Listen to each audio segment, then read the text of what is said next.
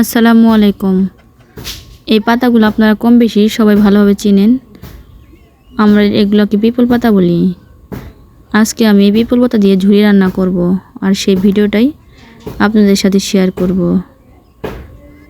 আমি কই মাছ দিয়ে আজকের ঝুরিটা রান্না করব। এখানে কিছু কই মাছ নিয়ে নিয়েছি।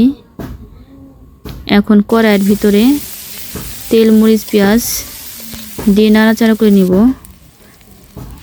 এতে পরিমাণ মতো আদা বাটা, হলুদ গুঁড়ো, মরিচ গুঁড়ো, লবণ দিয়ে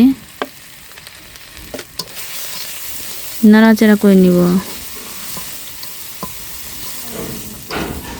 একটু পানি দিয়ে মশলাটা কষিয়ে নেব। এই তো আমার কষানো হয়ে গেছে। এখন মাছগুলো দিয়ে নিব। মাছগুলো দিয়েও এভাবে কিছুক্ষণ মাছগুলো কষিয়ে নিব। এখানে মশলা দিয়ে দিলাম। এই তো কষানো হয়ে গেছে। এখন আমি পাতাগুলো দিয়ে দিব। পাতাগুলো দিয়ে নাড়াচাড়া করতে থাকবো।